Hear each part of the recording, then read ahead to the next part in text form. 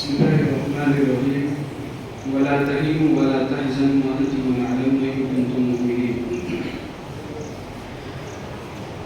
قبیلہ صدر اکرام صدر جلسہ محترم اساتذہ اکرام اور عزیز طلباء، اللہ تعالیٰ کا بے پناہ شکر اور اس کا احسان ہے کہ اس نے بحیثیت مسلمان ہمیں سر زمین پر پیدا فرمایا اور یہ جاننے اور سمجھنے کی ہم سب کو کوشش کرنا چاہیے کہ آزادی کیا ہے.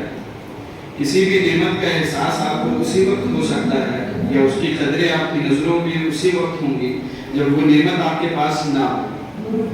آزادی یہ اللہ کی ایک عظیم ترین نعمت ہے جس کا اندازہ شاید ہمیں اس طور پر نہیں ہے جس طریقے سے ہونا چاہیے. غلامی ایک عذاب ہے،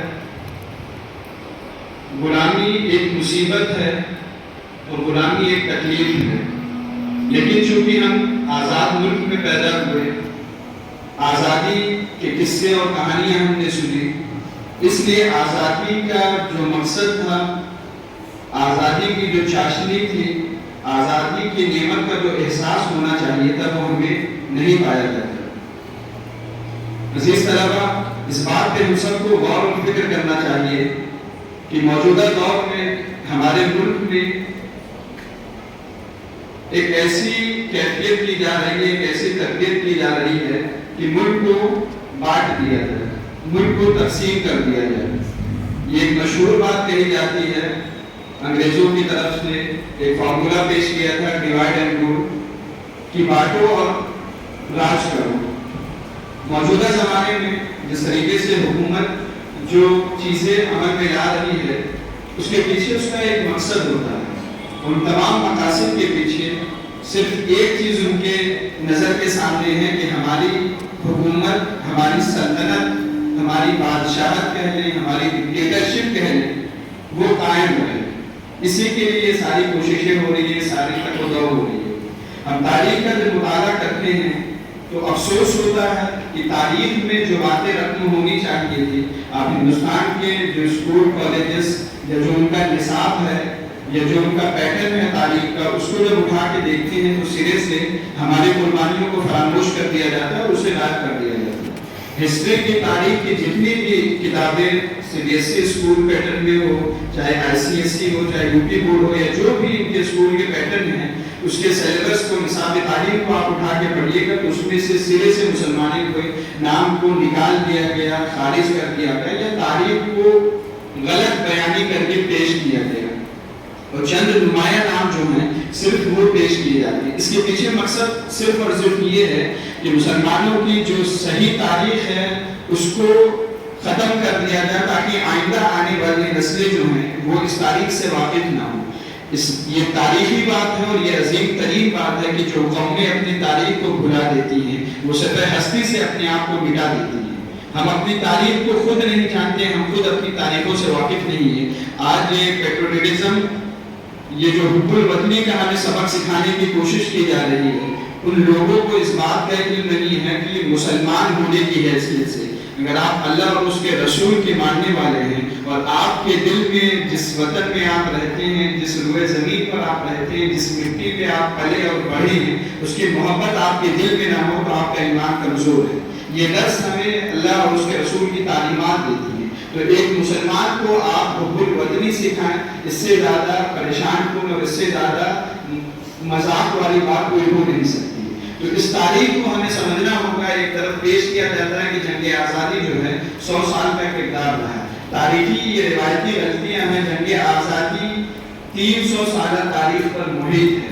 اس کی ابتدا کہاں سے ہوتی ہے؟ اس کی ابتدا مسلمانوں نے کی. سب سے پہلا جو نعرہ دیا وہ مسلمانوں نے دیا. جنگ آزادی کا جو سر پھونکا گیا وہ مسلمانوں نے دیا. ٹیپو سلطان کا وہ مشہور ترین جملہ جو تاریخ میں رقم ہو گیا اور تاریخ کی ایک عظیم ترین مثال بن گیا اور ہر موقع پر وہ مثالیں دی جاتی ہے کہ گیدڑ کی 100 سالہ زندگی سے بہتر شیر کی 1 سالہ زندگی ہے. جب ٹیپو سلطان نے انگریزوں پر حملہ کیا اور ان کو ناکو چنے चबवा दिए, लोहे के चने उनको चबवा दिए। जब उनका बस नहीं चला तो उन्होंने मुसलमानों के दरमियान, उनके दरमियान गद्दार पैदा किए और धोखे से उनको शिकस्त दी। और जब शिकस्त का मौका आया तो लोगों ने कहा कि आप उनसे माफी मांग लें या उनसे मुसालहत कर लें, वो आपकी जान बख्श देंगे। तो उस मौके पर टीपू सुल्तान ने तारीखी जुमला कहा था।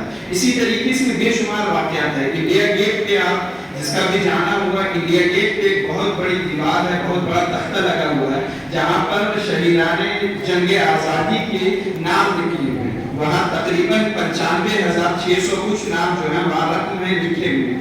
उस तारीख को उठा के आप पढ़िएगा, उसको पढ़िएगा तो उसमें तकरीबन 65,000 के करीब सिर्फ मुसलमानों के नाम दर्ज हैं। क्या इस तारीख को कोई फरामोश कर सकता है? क्या इस तारीख को कोई मिटा सकता है? इस तारीख को कोई भुला सकता है? वो चाह कर भी इन चीजों को तब्दील नहीं कर पा रहे हैं। तो मेरे अजीज तलबा, अपने ज़हनों में इस बात को बैठाइए कि कुरान का ये वादा है, वला तहीनु वला तहज़नु, न गमगीन हो न खौफज़दा हो। ये जो चीजें हमारे ऊपर मुसल्लत की जा रही है, जो वाक़यात आए दिन हमारे मुल्क में हो रही है, उसके पीछे क्या है? वो चाहते हैं आपको ज़हनी गुलाम बनाना। आज़ादी तो हमें जिस्मानी मिल गई है, लेकिन हमारे ज़हनों पर मुसल्लत हुकूमत की पॉलिसीज, हुकूमत जो चाहती है, जिस तरीके पर, जिस रुख में हिंदुस्तान को मोड़ना चाहती है, वो चीज़ें हमारे ज़हनों पर मुसल्लत हैं। अभी हज़रत मुफ्ती साहब ने जिस बात का तस्वीर किया, हज़रत फ़िरौन का वाक़या जो जिक्र किया, उस वाक़ये को पढ़िए, मौजूदा ज़माने के लिए हमें रहनुमाई मिलती है कि किस तरीके से फ़िरौन ने उस कौम को गुलाम से गुलाम तरीन बना के रखा था। लेकिन उसके बाद उनको आज़ादी मिली, लेकिन उन्होंने आज़ादी की कदरों को समझा नहीं। हमारे साथ भी कहीं ना कहीं ये मसला है कि हमने आज़ादी की कदरों को समझा नहीं, इसलिए हमारे ज़हनों को जो है आप गुलाम बना देते हैं। वो जिस तरीके से चाहते हैं उस तरीके से हम सुनते हैं, हम खौफज़दा हैं, हम अपनी बातें कहने से डरते हैं, हम हक़ाइक़ को सामने लाने से डरते हैं। इसकी वजह क्या है? इसकी वजह सिर्फ और सिर्फ ये है कि हमारे ज़हनों पर कोई मुसल्लत है। हम सोच नहीं रहे, हमें सोचवाया जा रहा है, हम देख नहीं रहे, हमें दिखाया जा रहा है। और ये चीजें देख के हमारे ज़हन जो है वो उलझे हुए हैं। तो जरा सा भी खौफ करने की जरूरत नहीं है, गमगीन होने की जरूरत नहीं है, इसलिए कि कुरान का वादा कि दौर जो है वो बदलता है, ये दौर भी बदलेगा, इससे बेहतर दौर भी आएगा और हम उस लायक हुए। हमने उसकी कदरों को समझा, उस नेमत को पहचाना हमने, तो ये नेमतें हमारे पास ही लौट कर आएंगी। तो इस बात की जरूरत है कि हम अपने अंदर अज़्म और हौसला पैदा करें बहैसियत मुसलमान। इसी तरीके से खायफ होने की जरूरत है। जंग आज़ादी की कुर्बानी की बातें कही जाती है, 65,000 से 70,000 के करीब आता है कि उलमा इकराम ने सिर्फ शहादत दी। मिर्ज़ा साहब ने तज़किरा किया कि पेशावर से लेकर दिल्ली तक बेशुमार दरख्तों पे उलमा इकराम की गर्दनें जो है वो रखी हुई, उन्हें लटकाया गया हुआ था। उसके अलावा पेशावर का एक वाक़या है, अब्दुल गफ्फार खान ने एक तहरीक शुरू की थी जंग आज़ादी के लिए, और उस तहरीक को चलाते चलाते जब वो बहुत मुतहर्रिक तहरीक हो गई और जगह जगह वो प्रोटेस्ट करने लगी, वो एहतजाज करने लगी, अंग्रेज़ों के ख़िलाफ़ हर काम करने लगी, तो अंग्रेज़ों को परेशानी हुई। एक मौका हुआ कि वो प्रोटेस्ट कर रहे थे, जुलूस अपना निकाल रहे थे, अंग्रेज़ों की तरफ से हुक्म नाफिज़ हुआ कि इनके ऊपर गोली चला दी जाए। गोली चली और तकरीबन 450 लोगों की वफात हो गई।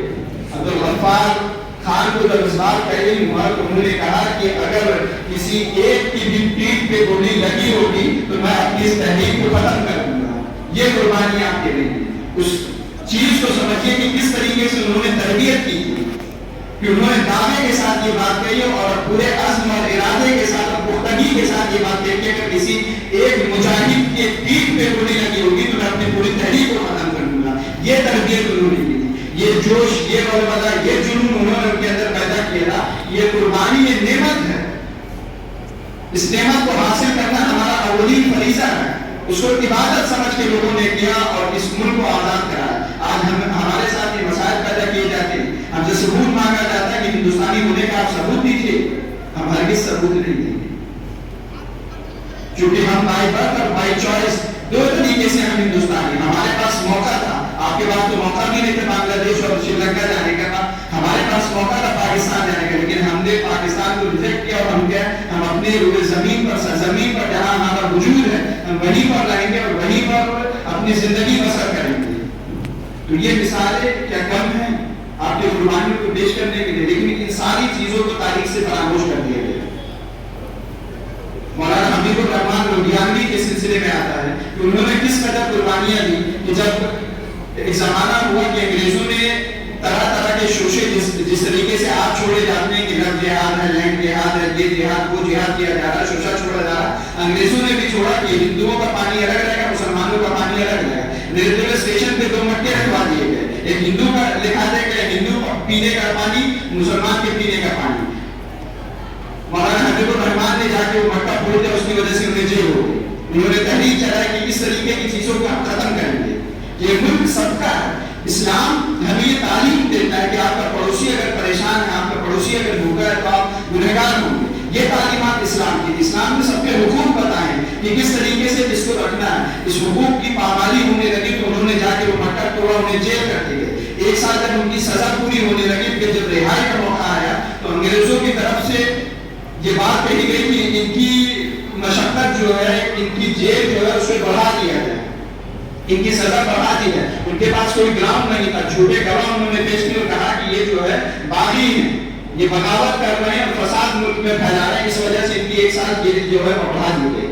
اس زمانے میں بدعتی کر کے جو جج ہوا کرتا تھا، وہ جج نے ان کو سزا سنائی اور پھر آگ کے کنارے باہر آ کے ان سے کہتا ہے کہ میں مولانا معذرت چاہتا ہوں، آپ کے خلاف کوئی گراؤنڈ نہیں تھا، کوئی بنیادیں، کوئی شواہد مضبوط نہیں تھے، لیکن میں مجبور تھا، میں نے آپ کو سزا سنا دی، بامشقت سزا سنا دی، میں اس کے لیے معذرت خواہ ہوں۔ تو مولانا نے کہا کہ آج مجھ پر آزادی کا فلسفہ جو ہے وہ عیا ہو گیا، آزادی کا فلسفہ میں آج سمجھ گیا کہ تم جج ہو کے بھی غلام ہو اور میں کٹگرے میں کھڑے ہو کے آزاد ہوں۔ یہ آزادی کے لیے قربانیاں دی آپ کے آبا و اجداد نے۔ تو ان تاریخوں کو پڑھیے، ان تاریخوں کو سمجھیے اور ذرا سا بھی احساس کمتری کی ہمیں ضرورت نہیں۔ اس ملک میں جو حقوق اس ملک کے حاکم کو حاصل ہے، اس ملک کے ہوم منسٹر کو حاصل ہے، جو حقوق اس ملک کے پردھان منتری نریندر مودی کو حاصل ہے، امت شاہ کو حاصل ہے، اڈوانی کو حاصل ہے، وہی حقوق آپ کے مدرسے میں پڑھنے والے ایک طالب علم کو حاصل ہے۔